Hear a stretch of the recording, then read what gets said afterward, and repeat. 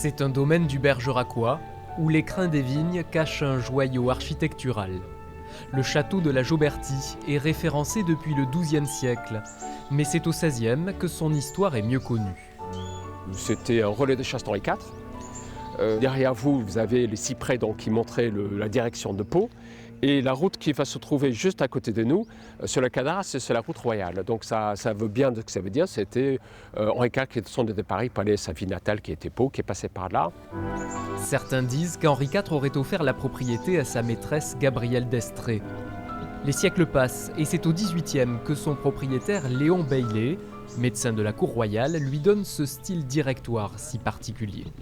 En fait, c'est une folie.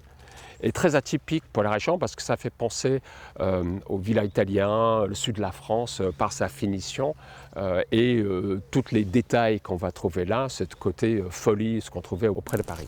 En façade, des fresques représentant les saisons ou des scènes mythologiques.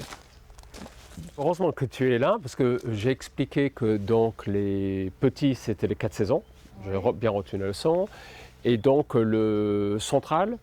Eh ben, en fait, c'est le sacrifice d'Iphigénie. Voilà. On a fait refaire la partie droite en s'est inspiré d'une gravure.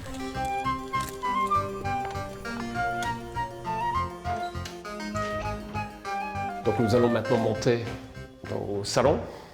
À l'intérieur, le château n'est pas moins richement décoré. Ce plafond peint serait attribué à des élèves de Poussin.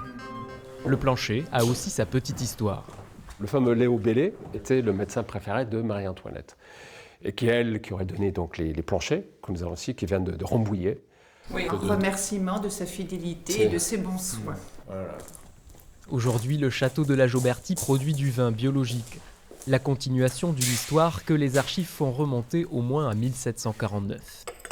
Il y a une notion de barrique, de production de vin. Donc on sait qu'on remonte au moins donc, aux premières parties du XVIIIe siècle, et sans doute, à mon avis, avant. De toute façon, il suffit de remonter plus loin. Les Romains, vous avez des vignes ici, donc, mais voilà. Mais nous, on sait au moins XVIIIe. Durant l'été, des séances de dégustation couplées à des visites du château sont organisées par les propriétaires sur réservation.